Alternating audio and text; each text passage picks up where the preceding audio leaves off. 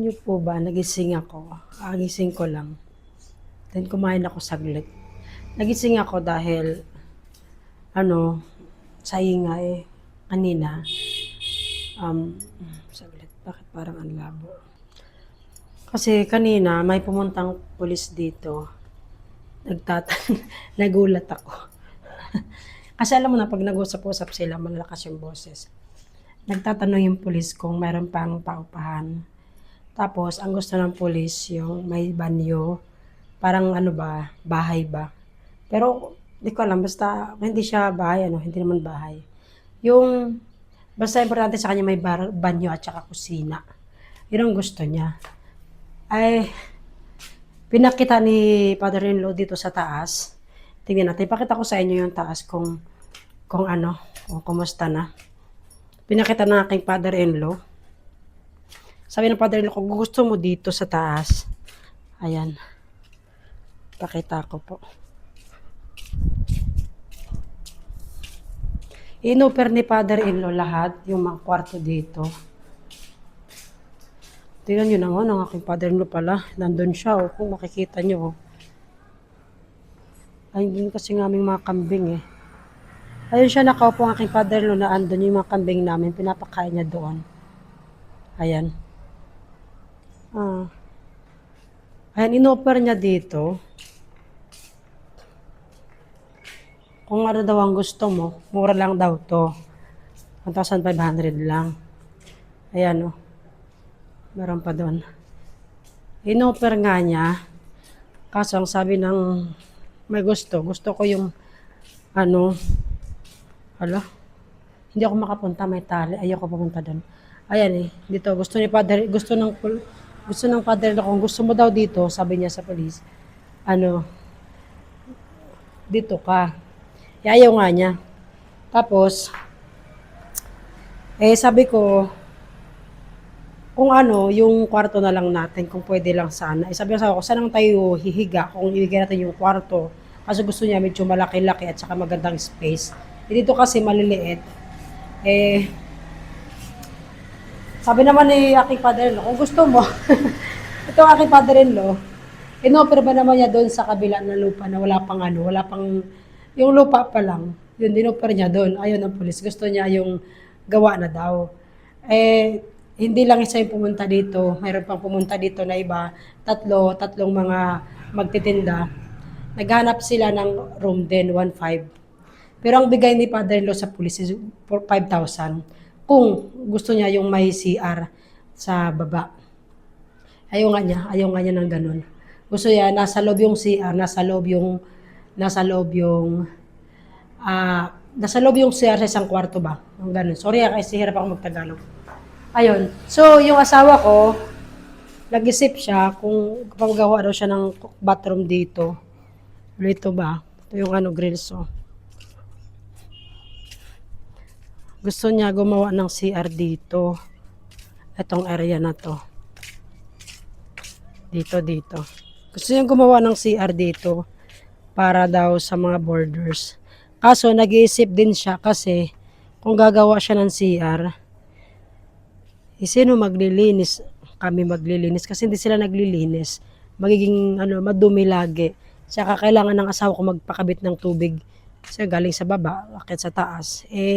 Nag-iisip yung asawa ko kung magpapagawa siya ng CR. Kasi gusto talaga ng iba na may CR yung yung kwarto ba. Kahit isang CR lang. Kasi yung iba naman, hindi naman sila tutulog dyan eh. Iwan lang naman nila yung paninda nila, tapos away sila. Kung ganun lang. Kaso nga, nag-iisip pa yung asawa ko kung gagawa nga siya ng CR. Kasi kulang din siya sa budget. Sabi ko sa kanya, nasa iyo naman yan, kung kaya mo. Siyempre, kung wala tayo magpagawa ng CR, tagalit. Mahirapan tayo maghanap ng mga borders na. Kaya yun, hindi ko alam kung anong iniisip niya, basta anong desisyon niya, kung gagawa ba siya ng CR or hindi. Madali lang naman daw gumawa, sabi ng asawa ko, yun nga lang. Siyempre, kailangan niya ng budget dyan na naman, another budget na naman dyan. Kaya mahirap, kaya yung nga sana niyang gumawa, pero gusto ng mga boarders may CR. Madami nang pumunta dito, hindi lang yung police na gustong mangupahan, marami pa. Kasi gusto lang nila may CR daw. Okay nga din naman yun, di ba? Kasi nga, paano nga din naman kung ihina sila o taing-tainan. Saan sila pupunta di ba? Ang hirap din kaya pag walang CR. Sabi ko sa kanya, hindi pwede mo namang silang pasiarin doon sa sa baba. Sa atin, doon sa kaila lola. Sa lola ng anak mo. Doon natin pasiarin sila. Ayaw nga ng asawa ko kasi nga, akit baba din sila syempre, parang ayaw ng asawa ko ng ganun. Basta ayaw niya ng ganun. Hindi ko alam. Pag-isipan pa rin niya kung gagawa siya ng CR. Kaya basta siya nang bala mag-desisyon kung anong gusto niya. Sa akin naman, kung anong gusto niyang gawin, di bahala na lang. Ganun lang. Pero budget na naman nga. Di ba? Tsaka di pa nga natatapos yung mga kwarto Talagyan pa ng ilaw. Hindi pa tapos na commercial, wala kalaki pang gastos. Ay, nako. Akala ko ganun lang kadali, hindi pala. Yung aming nga pala, speaking of kuan. Ito yung, anong tawag dito? Ito yung parang pagkain ng manok. Pero ito yung brown flour, yung ginagamit. Maluwag naman dyan, no? Maluwag. Pero kasi ang plano nga ng asawa ko paggawan dito ng storage yung mga gamit sa nasa baba. Yun ang plano niya.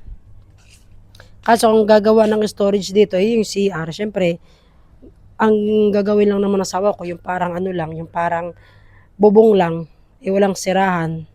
Yun lang, para gawin lang storage. Syempre pag yung tao, kasi ibang mga tao dito sa India, mahirap na, di ba? Syempre, mga gamit yan, kahit na mga anong gamit yan, di natin masabi. Maganda sana dito gawing CR kasi ito is malapit sa CR din ng kapitbahay. Ayan, CR din yan Maganda sana dito kahit maliit lang. No?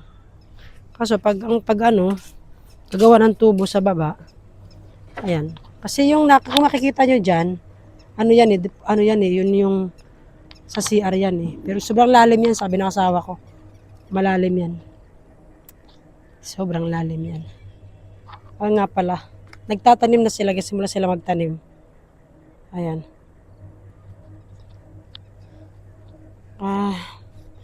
Alam mo gusto ng asawa ko. Hindi siya makapag-desisyon ngayon. Kasi nga, yung kikitain naman niya, syempre, kailangan niya kumuha ng pera, hindi kumuha. Kailangan niyang singilin yung mga mag-uupa ng tag 20 mil kada isang tao, kada isang room.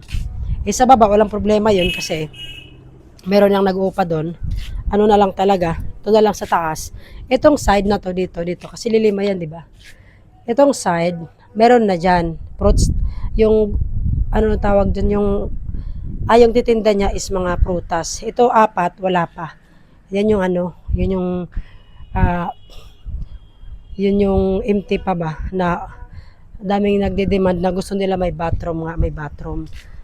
Kung sabi ko nga, kanina pa, di yung pasisaarin na lang sa baba, di naman, may tubig naman, ayaw ng asawa ko Ko lang alam.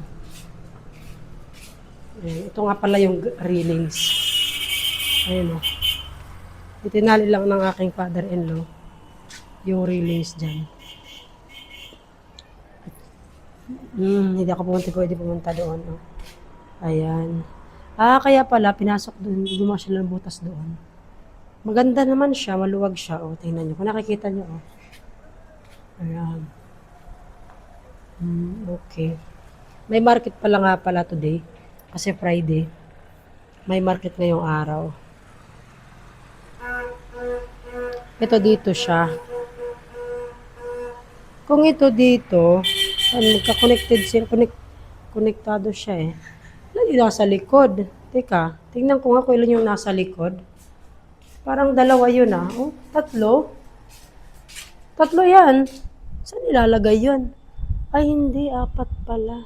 May maliit pa. 1, 2, 3. Tama ba? Baka naduling lang ako. 3 nga. Dami naman yan. Saan nilalagay yan? 4. 4 pa. Hala ka, paano yan? Teka lang, tingnan ko ulit. Sakto na doon, di ba?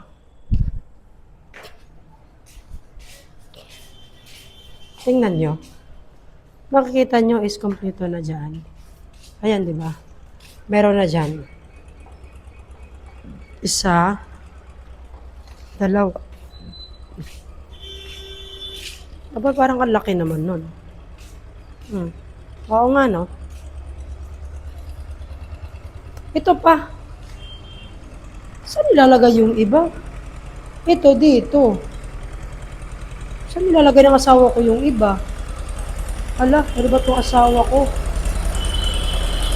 Tatanungin ko nga siya. Hi, why it's a lot? It's complete, right? Only 3, 1, 2, 3. Where you will use the rest? There is 4. Up? You'll put up? Oh, Nice. really? Why? Why? It's good. Well, put up? Are you sure? So how they will take it up? There is no stairs. Oh, Another one here. yun pala yun. Kaya pala napapaisip ako, saan niya ilalagay yung mahaba? Kaya pala ang mahal kasi nagpagawa siya dito at saka sa third floor. Aba, may plano papagawan sa third floor. So you have plan to make also rooms and on the third floor, yeah? Ah, hindi ko alam yan ah. I didn't know. Ganda. I want to go but I cannot go. Look. Ayan. So, ayan, Selling the vegetable. Did you finish? Did you finish? So, ayan, ano ko na yung... Last room is finished. Ah, kaya naman pala. Hindi ko alam na may purpose pala siya. Okay, puntahan ko ulit. Ayan. Ang purpose pala nito, sa third floor pala. May plano pala siyang pagawaan ng sa third floor. Yeah, this one Mm. we will put up. Third floor. Third floor. So wow, looking it's good the house. Nice. Third floor pala. Yan, may plano siya magawa ng kwarto room doon naman ulit. This is other side corner. Mm. This is this side corner. Mm. That's why it's straight look. Yeah. Here down second floor have design. Yes. That's why have design. This is Okay. straight. Look good. You can see from down here. Okay. Good. So, ayan, i-off ko na yung aking video. Ayan, naliwanagan na ako sa sinabi ng aking asawa. Kaya pala ganyan karami. Kaya pala 7 sila. Yun pala yun. So, ayan, continue ko na. Continue. I-off ko na. Maraming salamat. Bye-bye.